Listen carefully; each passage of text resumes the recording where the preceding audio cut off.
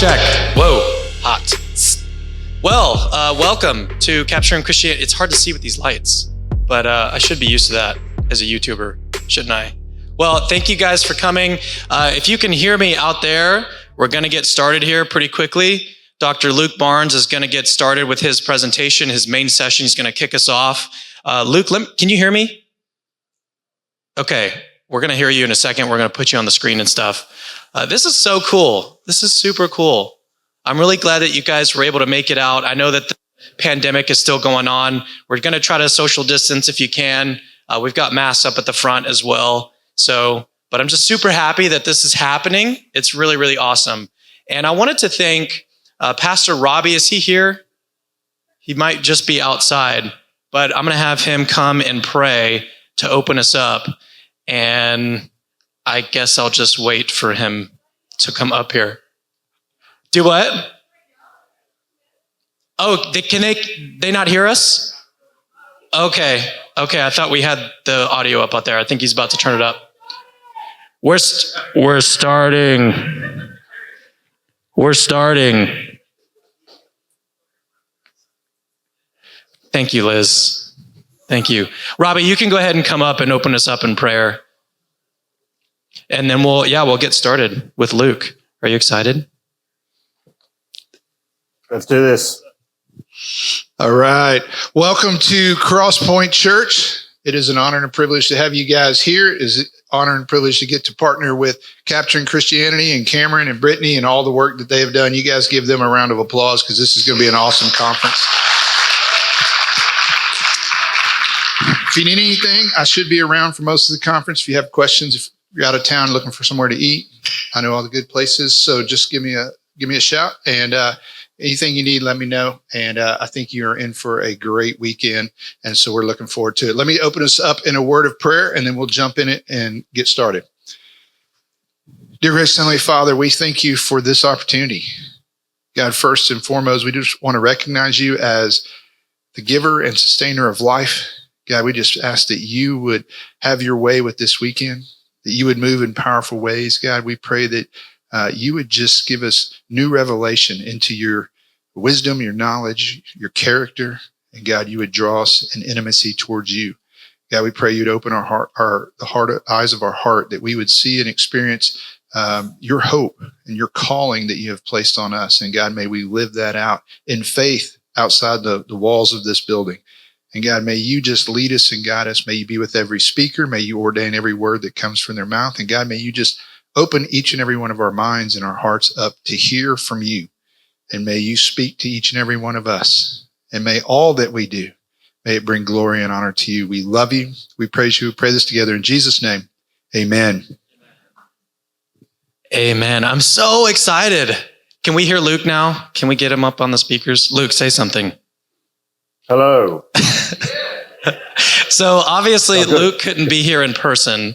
There's still all these travel restrictions. Alex O'Connor, he was originally scheduled to debate tonight, but he can't be here. Travel restrictions. But we got a very good backup. Ben Watkins, who'll be debating Trent Horn tonight. Super excited. Who's excited about the debate? Anybody? Yeah, it's going to be awesome.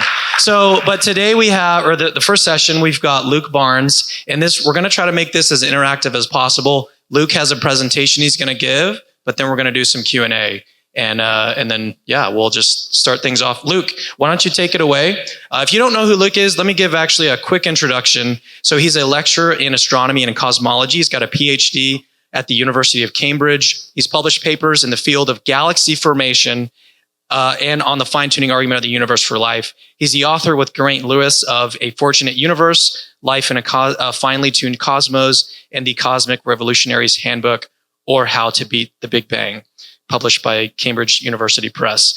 He's also just a good friend of mine. I can't wait to I was so looking forward to meeting you in person, Luke. Yeah, and I'm like, one of these days, man. I'm upset that we couldn't make that happen. But this is cool. Well, this is going to be fun. So, all right, Luke, take it away. Feel free to share your screen. I may jump in. I probably won't. But yeah. All right, let's go. All right. Hello, everyone. Good to see you to some extent, I suppose. So let me jump right in. The universe is no accident. That's going to be the topic for me today. Let me just remind you where I am. Here's a map of the world. So I'm up here in Australia, and you're all the way down there in Houston. So hopefully that's helped you a lot. Good. Let me jump in. I want to interact with some people's views here specifically. So I'm going to start with some quotes from some people. I don't want to just sort of set up a straw man to then knock over. So here are three sort of common views that we hear if you read sort of atheist literature, what they say. Here's three things you'll come across fairly commonly. First of all, from Richard Dawkins, the universe that we observe has precisely the properties we should expect if there is at bottom no design, no purpose, no evil, no good, nothing but blind, pitiless indifference. Now, he is a biologist, you may know, and he's trying to talk here about what's happening at bottom in the universe. And I mean, I don't want to start a turf war here. No, I do want to start a turf war here. So that's a question for physics, if you're asking what's happening at bottom in the universe. So we're going to jump into the physics soon enough. Steven Weinberg, who passed away about a month and a bit ago, a very famous Nobel Prize winning particle physicist, said the more the universe seems comprehensible, the more it also seems pointless. An awful lot of work's being done in that quote by the word seems, you might notice. And finally, Bertrand Russell, man is the product of causes which had no provision of the end they were achieving, his origin, his growth, his hopes and fears, his loves and his beliefs are but the outcome of accidental collocation of atoms. So the question here, I guess we could summarize as, why did Russell put the word accidental in that sentence? So we're going to do two things this morning. We're going to have a look at this idea. I think the universe is accidental. The other thing we're going to do this morning is, if you look over my shoulder, hopefully you can slightly see in the screen, you can see outside, the sun is slowly going to rise, and that's going to prove that the earth is round. So we're going to do that this morning as well. So we're all looking forward to that. Good morning from Saturday. It's a lovely day. Okay. First argument, is the universe accidental because it has an element of randomness? Is the universe an accident because randomness plays a role in nature? Well, let me give a quote from someone who's given an argument like this, Alex Rosenberg, in his debate. Debate, I suppose. The thing with Sean Carroll and William Lane Craig and a bunch of other people a couple of years ago. So during that debate, 2014, here's what he said, quote, Darwinian processes succeed in building adaptations because they are driven by the second law of thermodynamics. I don't need to know what that is. All I need you to know is that the next sentence, the second law processes are probabilistic. They're all matters of objective probability. It's an inherently chancy process. Why does this make theism incompatible with Darwinism? God had an image, a representation idea of what he wanted when he produced us, and he achieved us. God is omniscient, and an omniscient agent wouldn't use an unreliable device in order to produce us. Why would God use a chancy method to make us, deciding to tie one hand behind his back? So there's the argument. We see in nature a process which is inherently unreliable because it is inherently chancy, and that's not the sort of thing that God would do. The universe has a sort of irreducible randomness in it, and that's what points to the fact that it is accidental, that there is no mind behind it. To evaluate this, I think we need a deeper look at what this idea of randomness, and I see this word thrown around a lot, and especially thrown around in biology in discussions of Darwinism, and I think we need to go a bit deeper on what that word means. I think the best way of understanding this is through a theory that comes to us from mathematics that is called Kolmogorov Complexity. Stay with me. The idea here is that you can measure complexity by looking at how easy it is to communicate. So if you have a string of characters, say a book or a message of some sort, the Kolmogorov complexity of that string of characters is roughly the length of the shortest description of the string. So let me show you two examples of this. Suppose I had to tell you the following 37 characters for whatever reason. Maybe it was a password or something like that. And there's the 37 characters. Well, I wouldn't read them all out. I'd just tell you hit 37 times. In that case, these 37 characters condense down to this shorter message, 37 threes. That is roughly what's going on with this definition. Now, because this is mathematics, there's a whole lot more complexity and ironically, behind the scenes, a lot more rigor, of course, but this is roughly what's going on here.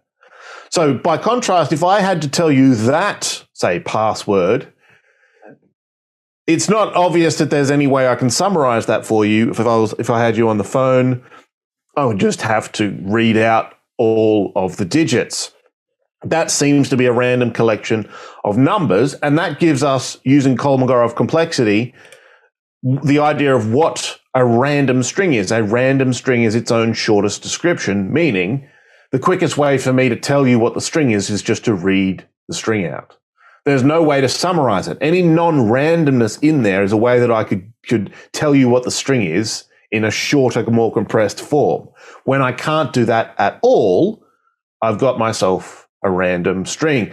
So from mathematics, we get this is the most widely used, most rigorous definition of what the word random actually means. So what about this string? It looks random. There doesn't seem to be any way that I could summarize that for you. You could look at that for an awfully long time and not see any particular patterns. But in fact, if I tell you that those are the digits 1000 to 1036 of pi, I can in fact summarize that sentence. Now, what that tells us is that randomness is something that I can prove. I can take a string, which might look random, and then suddenly out of nowhere produce this shorter description, and hey presto, this string turns out to be, in fact, non-random. So if a string is non-random, I can prove that it is non-random. What about randomness? If there is a string, can I actually prove that it is random? And the answer is no. Mathematics gives, in fact, the most emphatic no of them all. It's a no from Kurt Gödel.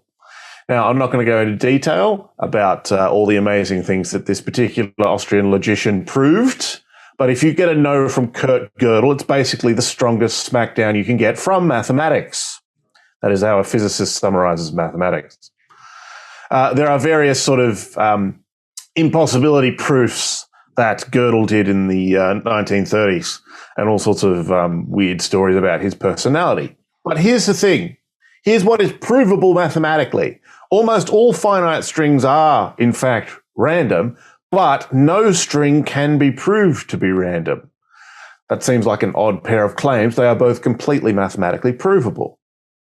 The reason is you can never be sure that someone isn't going to suddenly produce, oh, those are actually the whatever digits of pi, or some other shorter description of a string. You can never prove that a string is in fact random, in spite of the fact that almost all of them are in a very precise mathematical sense.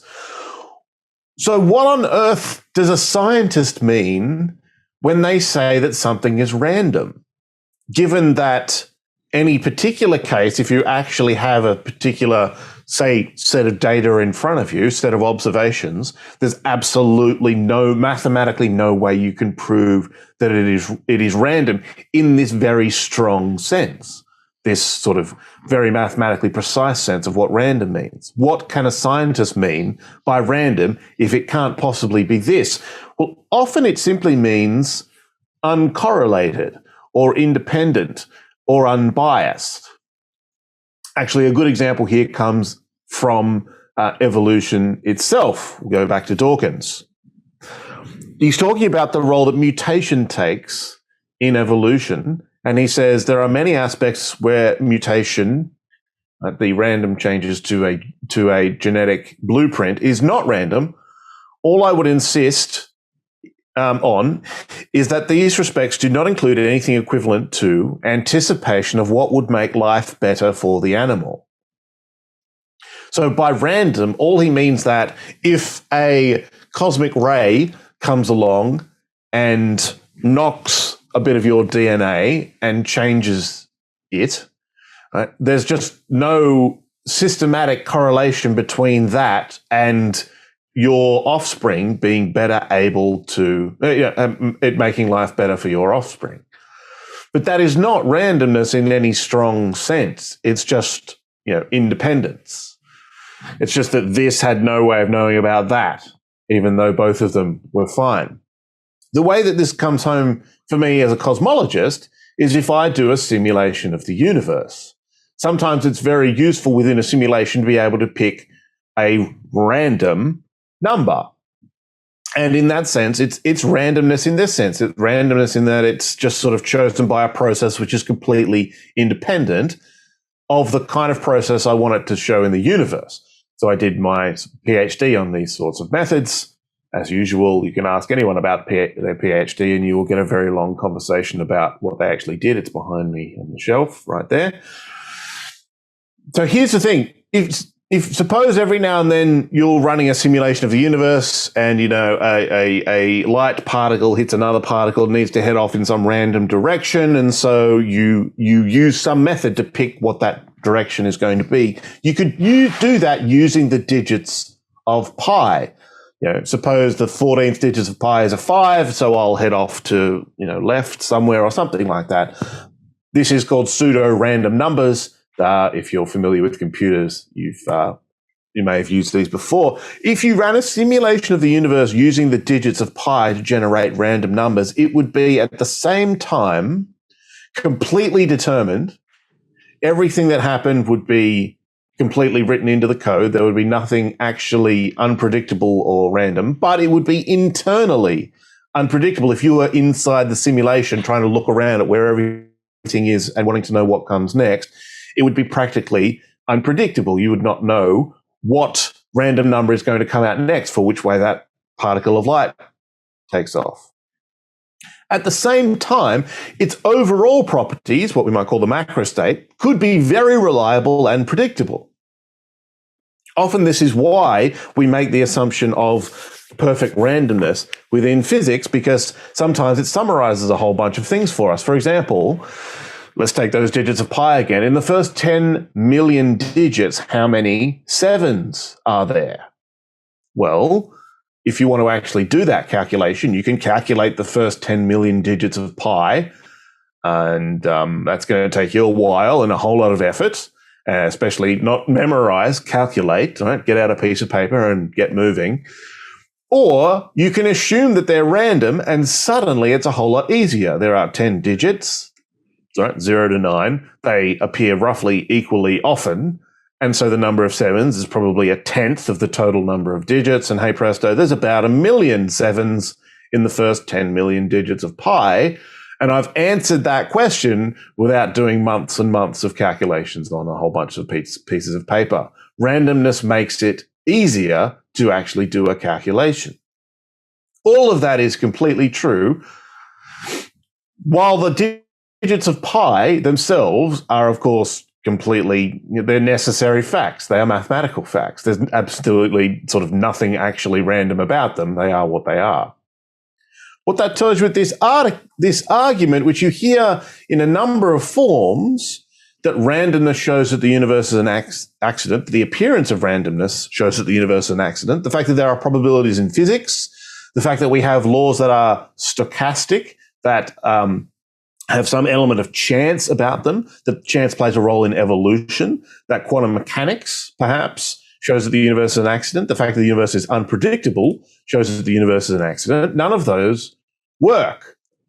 Because to say something as strong as even God can't know what the outcome is well, your best hope of showing that, and even this doesn't entirely follow, but your best hope of showing that would be something as strong as Kolmogorov randomness, and that is completely unprovable from any finite or even infinite amount of data about the world around us. All of these arguments fail for failing to understand the difference between sort of real and true randomness and what we actually see in the world around us. So perhaps it's not randomness. Perhaps, second argument, the world is accidental because it obeys mindless mechanical laws. Maybe we don't need to suppose there's a purpose behind the universe because the universe seems to run itself. And again, I'll give a quote so I'm not just picking up a straw man argument. Here's Sean Carroll from his book, The Big Picture. He says, and this is the title of the chapter actually, The World Moves by Itself. He goes on to say, the universe doesn't need a push. It can just keep going. At the deepest level of nature we know about, the basic notions are things like space-time, quantum fields, equations of motion, and interactions. There are no causes, whether formal, material, formal, efficient, or final. The universe doesn't need a mover. Constant motion is natural and expected. It is tempting to hypothesize, and he explains that he's going to do this with an open mind, that he could be wrong, but that the universe doesn't need to be created, caused, or even sustained. Given that it moves, constant motion is natural, perhaps existence. And the cause doesn't need an explanation either. So this is often heard in an even stronger form than this, which is the idea that explanation by scientific law and explanation by God simply exclude each other. You've got to pick one, you can't have both. So if an explanation by a scientific law comes along, that will replace explanation by God. The classic case here is we used to think that God throws thunderbolts, and now we know how clouds work. If you have a scientific explanation, you don't need God. And that supposedly is what shows that the universe is just an accident, because the whole thing is internally self-contained. It is just running itself. Now, this is slightly stronger than what Carroll is saying in those quotes, but it's of the same ilk. Now, it's important to note that actually the Bible doesn't see this. Right? The Bible doesn't make you choose between the two. So here's I'm borrowing this from Mike Strauss, who hopefully some of you know the work, but here's Psalm 104. He made the moon to mark the seasons. The sun knows when to go down. You bring darkness and it becomes night. All the beasts of the forest prowl. The lions roar for their prey and seek their food from God. The sun rises and they steal away. They return and lie down in their dens. Now, if you've ever been on, let's say, Twitter, you'll know the sort of person who might object to this by saying, oh, look, actually, it says lions seek their food from God, but we know that lions eat antelopes. Right, we've worked that out. And you can see that actually, like, the psalmist knew that as well, but there's no sort of choosing between the layers of explanation there. The lions both roar for their prey and seek their food from God. So there's a false choice being made here. The claim, we used to think that God feeds the lions, and now we know that lions eat antelopes. If you can see what's wrong with that claim, where do you think the antelopes came from, champ?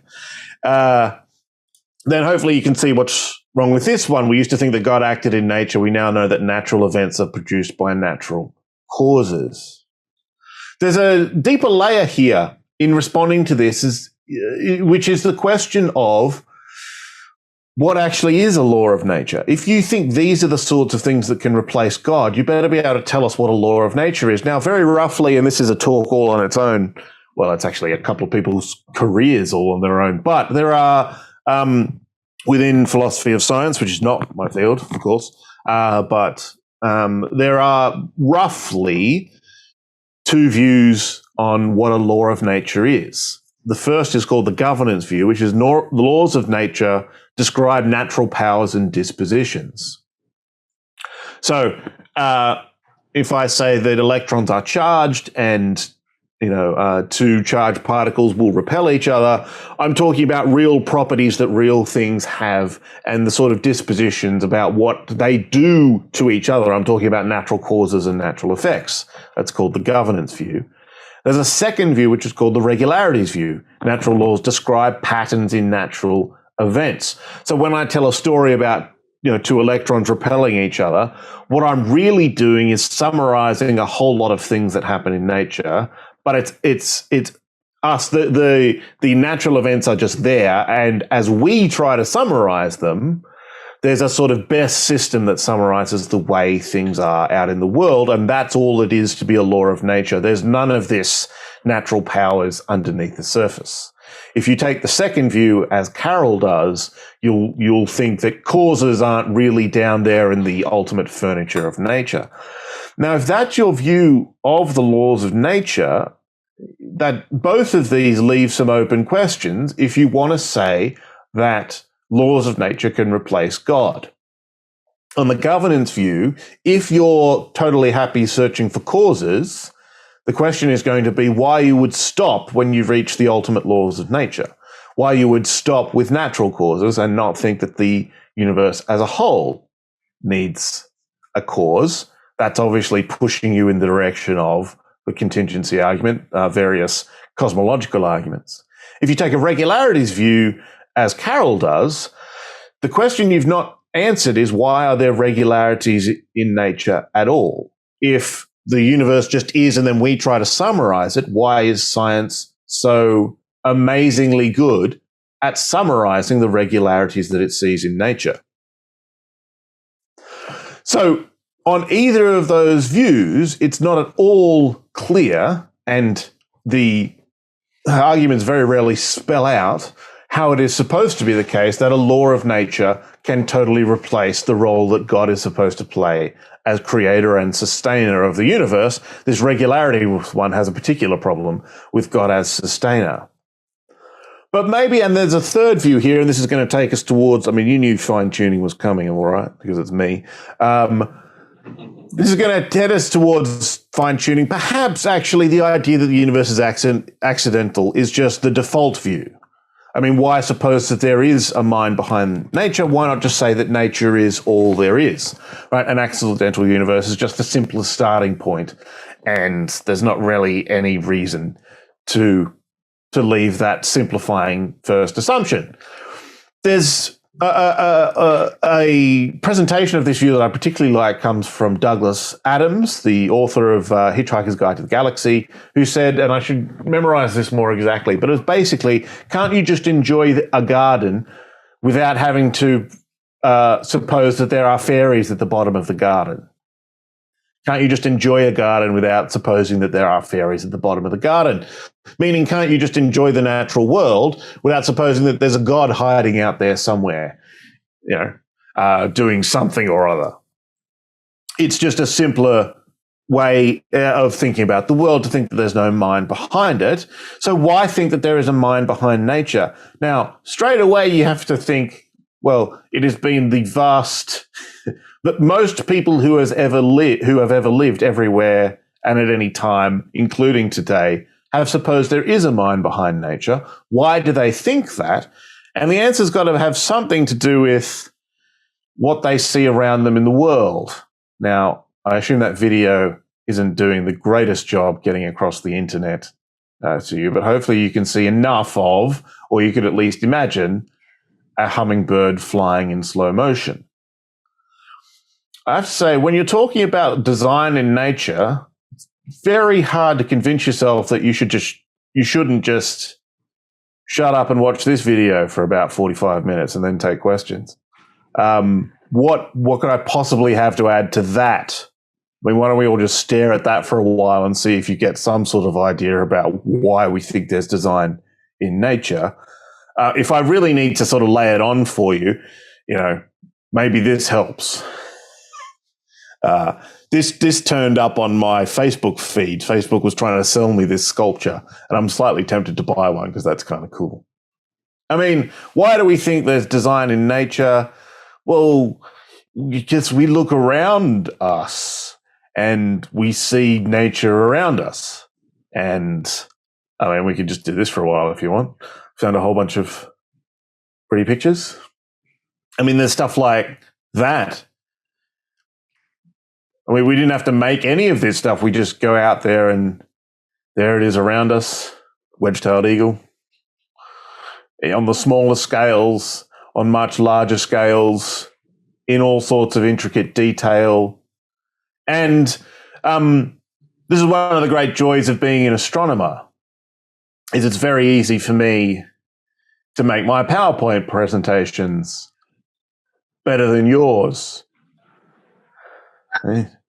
Piece of cake. You just go on the Hubble website, pick something good.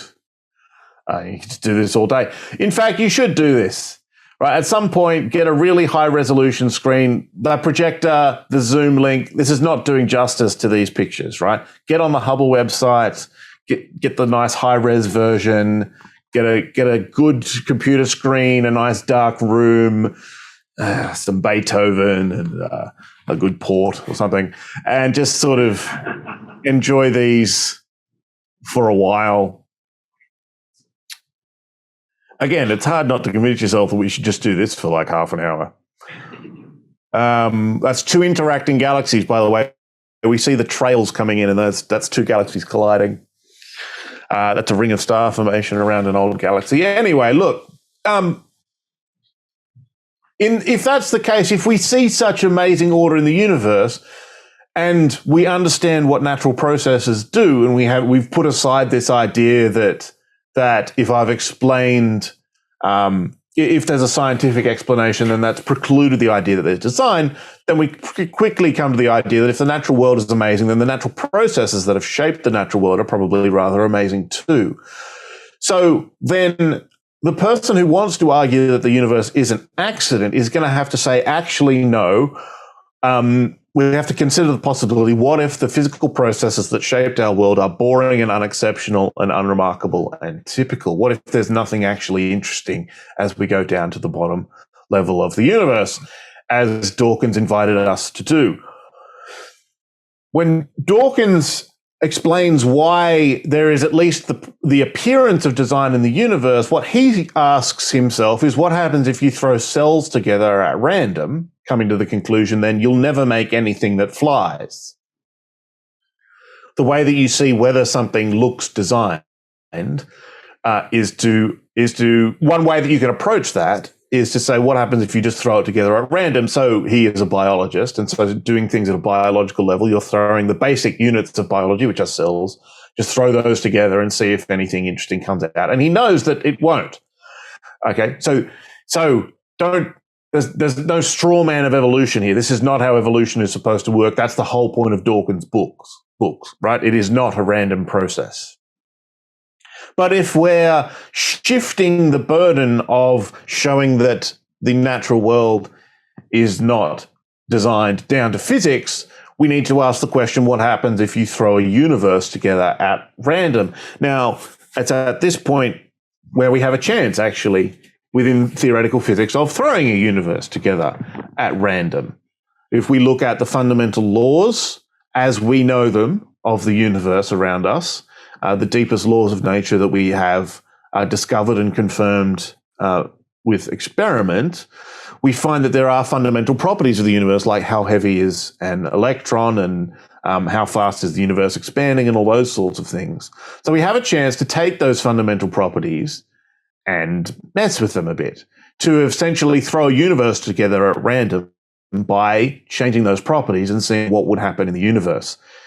This leads to what is known as the fine-tuning of the universe for life. Now, you're here at a conference on apologetics. I assume you know at least something about this, so I want to take one case of fine-tuning and go in depth, in detail, rather than give you an overview, which you may have heard before. But there is one particular number which I think is the best case of fine-tuning, called the Cosmological Constant. Here's how it works. In cosmology, we want to know what the universe as a whole is doing. The most important force on large scales, on sort of cosmological scales, on scales in which we can see across the universe, is gravity. So what we do is we start by specifying or guessing at what the universe is made of, how much of it is there, the densities of ordinary matter. There is evidence from our observation of the universe that there is a form of matter which is not ordinary matter, but which is not sending light towards us. We call that dark matter. There's also light. There are other fundamental particles called neutrinos hanging around. We hope that that list is almost full, because what we're going to do is take that list of stuff and we feed it into a great big box called general relativity, which is Einstein's idea about how gravity works, which has been fantastically successful. Anyway, what's in this box is a whole bunch of maths, right? And mathematics has an S at the end, so it is plural. And what happens then is general relativity. Once you turn the big handle of all that maths, which is a bunch of fun, depending on your view of fun, it'll tell you how the universe expands, in particular how it expands as a function of time, how quickly it's getting bigger. And what that tells you is a whole bunch of stuff about how the things in the universe react to that expansion. So, for example, how light travels through space.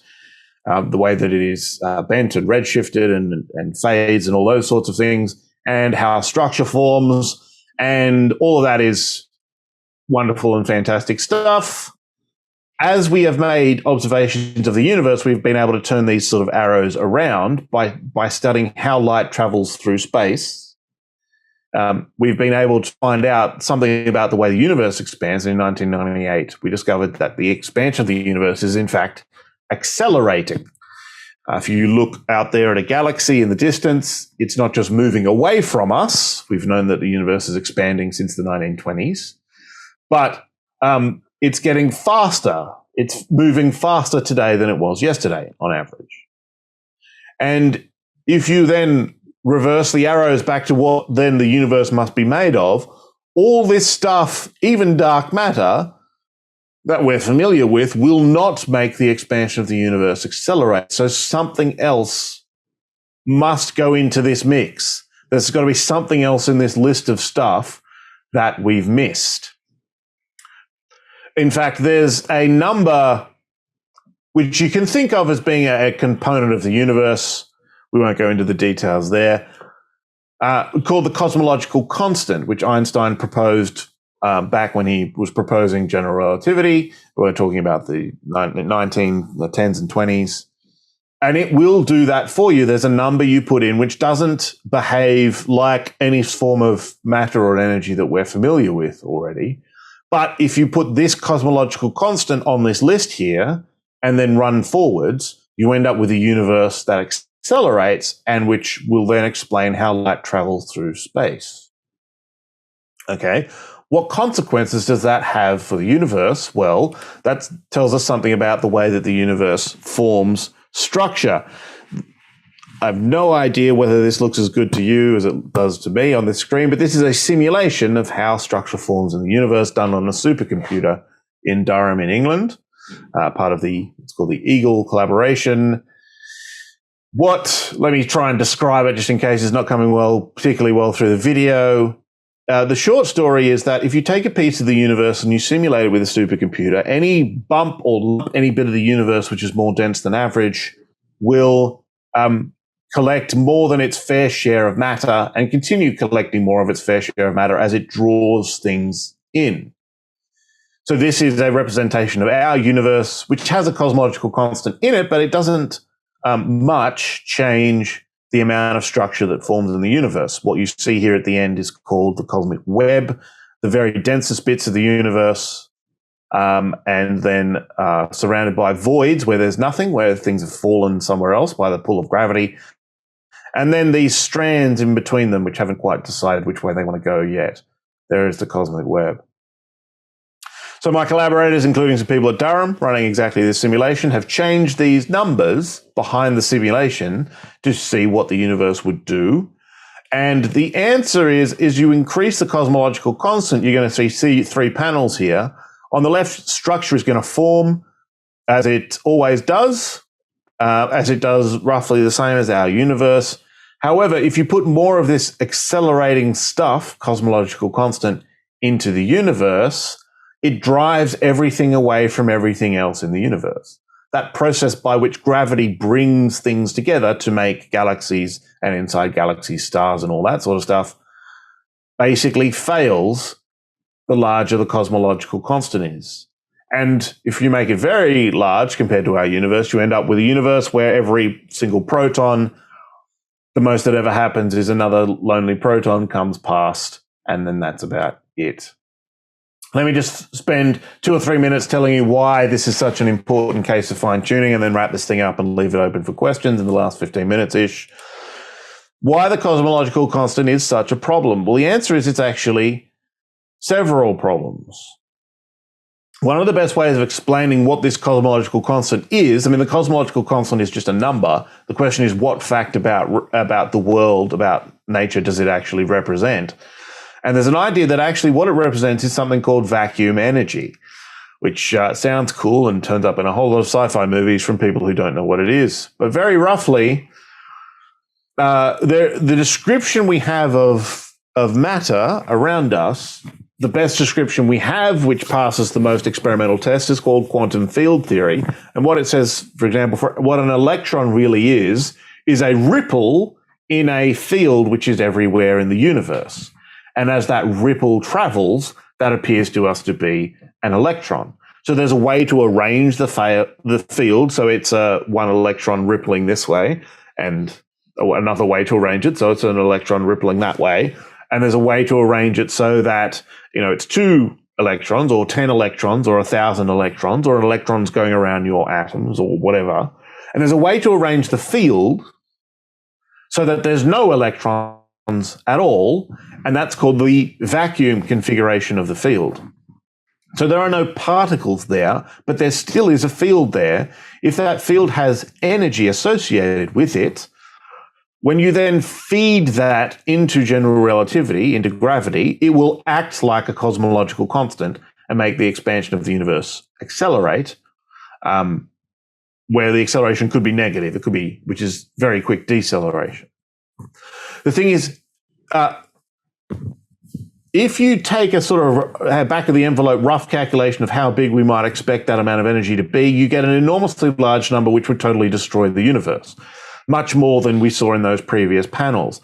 And the problem is that vacuum energy is associated with all of the fields that we know of in the universe. So it's not just one field which has the potential to blow the universe apart. It's all of them, all of the fundamental constants. So not just the electron, but the quarks and all the other things in there as well. So it's actually several problems, not just one problem.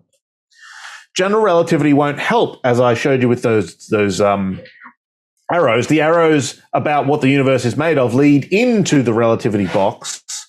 So general relativity doesn't tell you what the universe is made of. It tells you if the universe is made of this, then it will expand in a certain way. But it can't tell us, no, you can't have that ridiculously fast expanding universe. There's no principle of relativity that could tell us that, because it doesn't tell you what the universe is made of. Particle physics probably won't help because our understanding of those fields that we feed in, right, from the first box, not the second one, it probably won't help because it's only sensitive to differences in energy between this state and that state. So, bang these things together, the difference in energy from here to there. It's only interested in relative energies, whereas general relativity is interested in a absolute energy. And so it's blind to the effect that it has on the expansion of the universe. Now, famously, actually, general relativity and particle physics, quantum mechanics, don't quite know how to talk to each other. In particular, we don't really know how to do a quantum theory of gravity, but we think that's relevant at extremely high energies or high densities or in the very early universe, very high temperatures. But this cosmological constant isn't just a problem in those circumstances, so quantum gravity won't necessarily help. We know enough of the physics in the regimes where we think we know the physics to know that this is a problem without it just being fixed at some very high energy. If you try to add something else into the mix to explain some form of dark energy that explains the accelerating expansion, well, that's probably just another field, And so that has exactly the same problem that we had before. You might think, oh, maybe there's some deep symmetry of the universe which sets the accelerating components all to zero. But since 1998, we've known that the cosmological constant as measured is not in fact zero, so that solution is out.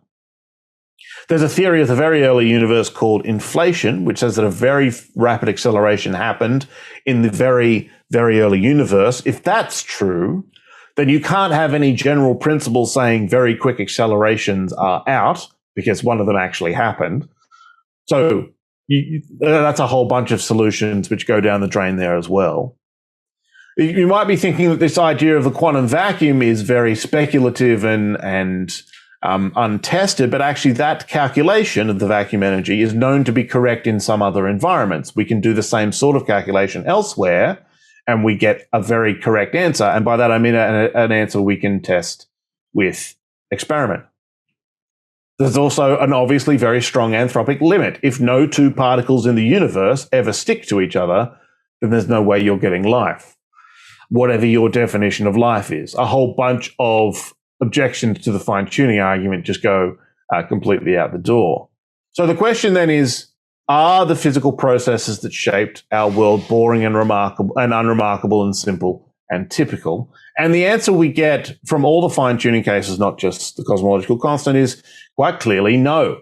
If you go and just choose any old universe by accident, you almost certainly get one which has a wonderfully simple, expanding, accelerating space-time, and no particles ever stick together. So there's three approaches there to why I think that the universe is an accident. It's actually quite hard to find out what the argument is supposed to be. The one from randomness didn't see the difference between randomness as it would need to be to affect God and randomness as it actually is in the physical sciences. The argument from the laws of nature, well, it needs something stronger than what Carroll offers, the regularities law of nature, which is just looking at patterns in what we see around us. If you're going to replace God with the laws of nature, you better tell us what a law of nature really is. And the idea that accidental universe is just the default, it falls afoul of the fact that we see very obviously around us a universe that looks very well put together. And that intuition goes as deep into physics, which is what fine-tuning shows, as you could want to go. So let me finish with a quote. "We should be astonished by nature's regularity," says Henri Poincaré, a very famous physicist in 1905. "Men demand of their gods to prove their existence by miracles, but the eternal marvel is that there are not miracles without cease. The world is divine because it is a harmony. If it were ruled by caprice, what could prove to us that it was not ruled by chance?" And I'll stick my books on the screen and say thank you very much.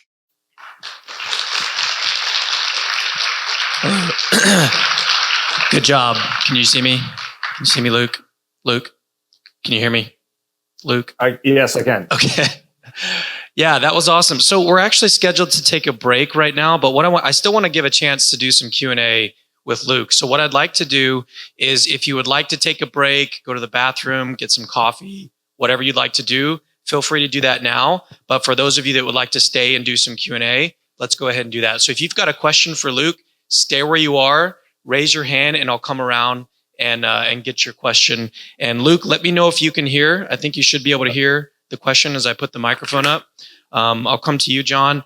And make sure that your question is a question.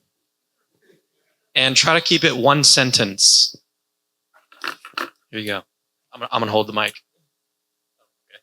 So we got one universe and all these constants. So how do we have modal logic of other possible worlds in which we can tell these constants are actually like necessary or most probable to be this way in our universe and can't be any other way? So, I think I got the question. So the question is, how do we know that these other universes are possible? And, that's an interesting philosophical question. From my view as a physicist, I mean, I can describe these universes in complete mathematical detail, and I can prove that the mathematical description is consistent. That seems to me about as strong as close as you can get from saying this other world is completely possible and mathematically consistent. If you want to say that there is a way the universe could have been, which uses the exact same laws that our universe has, but has a difference of some constants that just go into those laws, and the whole thing is completely mathematically consistent. But there's some principle that swoops in at the last minute and says, hey, hang on, that universe is not actually possible. I'm going to want to know what that principle is. It's very easy to sort of gesture at maybe, but given that we have provable mathematical consistency as evidence of possibility, I'm going to want to know what the reason is why it's not actually possible, because that's a live option for explaining fine tuning. But in the absence of anything specific, I don't know how to can't really respond to that case. Luke, I wanted to mention that we did see all of your beautiful videos. They were beautiful. Oh, good. Yeah, the hummingbird. I did want to watch it longer. I don't think I was the only one. Wade, all right, here we go. Yeah, could you explain the relevance of epistemic probability, if any, to the fine-tuning argument? Did you catch that? Yeah, can I explain the relevance of epistemic probability? To the fine-tuning argument. Yeah, sit down, let's have another hour. I'll take you through it. So I've got an article called A Reasonable Little Question, a formulation of the fine-tuning argument, which actually started as a blog post on Capturing Christianity. Very quickly, I think the kind of probabilities we're talking about here are, in fact, what you would call epistemic probabilities. They are trying to model the way that one proposition casts light on or makes plausible or implausible another proposition. So I see some clouds outside, and I'm going to ask myself, what's the probability that it's going to rain later? Well, it's neither a proof nor a disproof. It is relevant. If it was totally clear skies, that would tell me something else, but it's not proof. That sort of probability can be made remarkably precise through Bayesian probability theory. And I've tried to do that in the context of the fine-tuning argument in those papers. But I think that's what we need. The claim I make there is that actually the probabilities we need are already being used in physics.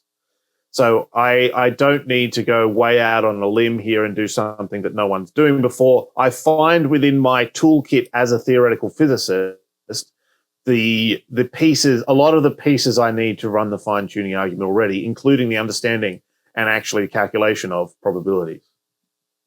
So again, this is our break time. So again, if you don't feel bad about getting up and going out and anything you need to do, let's do some more questions. Liz, you have a question?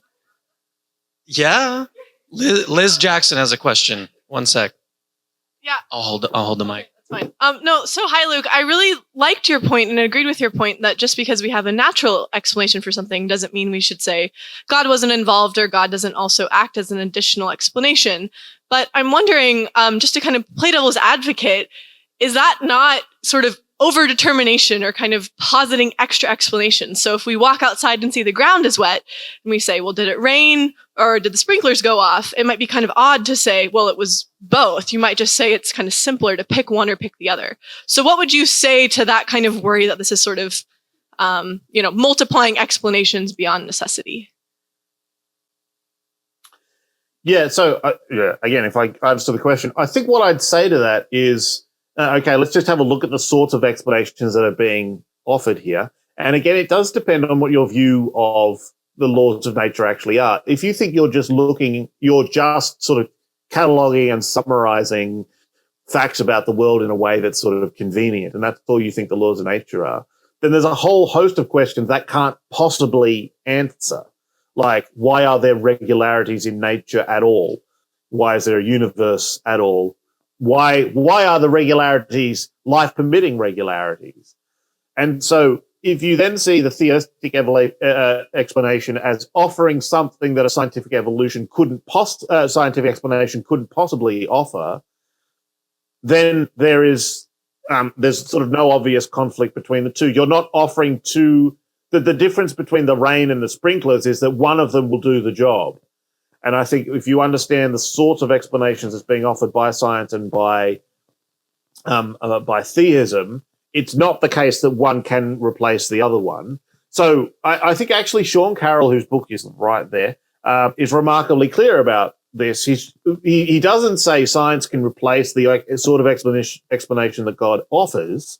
What he says is the sort of explanation that God offers is an explanation we don't need because it doesn't really make any sense, because the idea of God doesn't actually make any sense.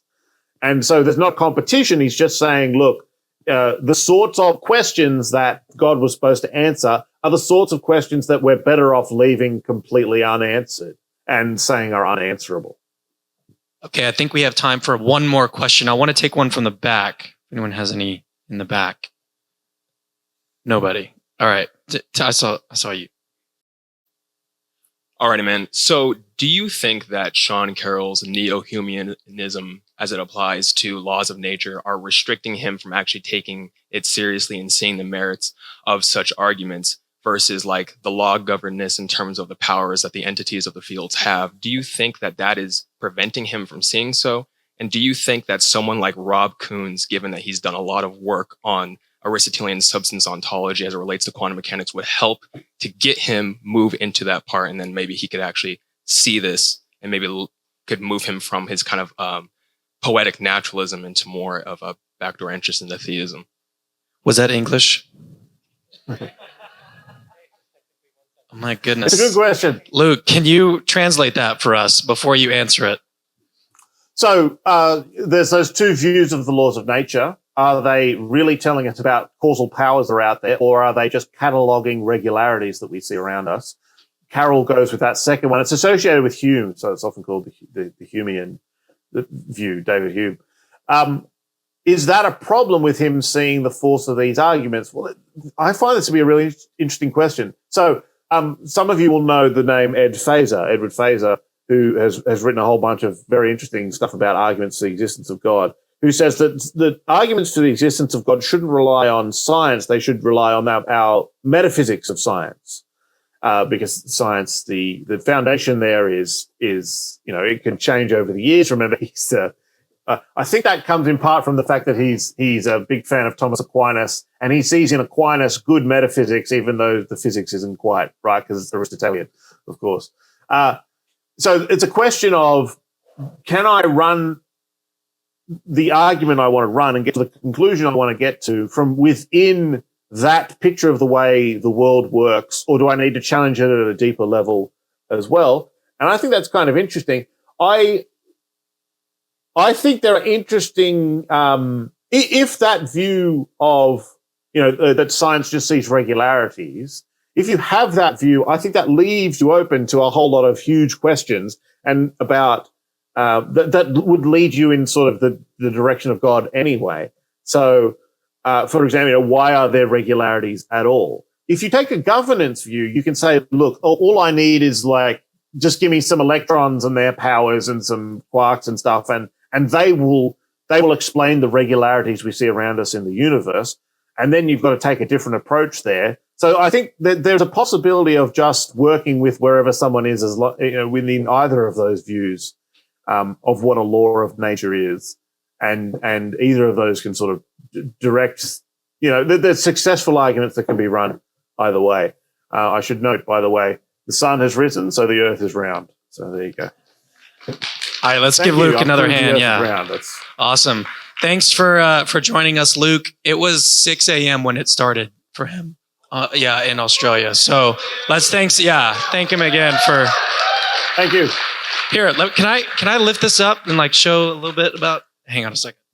Not a good idea.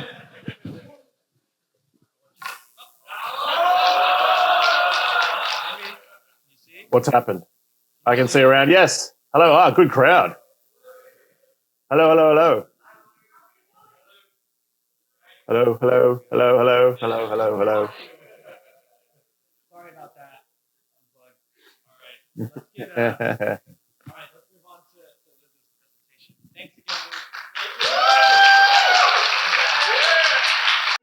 Luke. Hey, it's me again. Actually, don't leave yet. I've got something super, super important to tell you. So first of all, you're awesome. You just watched a really, really long video just now. And you're still watching it. That is actually pretty amazing. Secondly, we have hundreds, literally hundreds of other apologetics related videos for you to watch on our channel. Go check them out. I've interviewed exorcists, hosted debates between Christians and atheists. I've even made response videos to atheists. All of that is available on our channel. Go check it out. Third, I rely on people that see value in my work, people like you that watch videos to the very end, to keep the lights on around here. Literally, this is how I feed my family. So if you see value in the work that I do, please consider supporting this ministry and becoming a patron. Links to that are in the description. Oh, and have I mentioned that Christianity is true?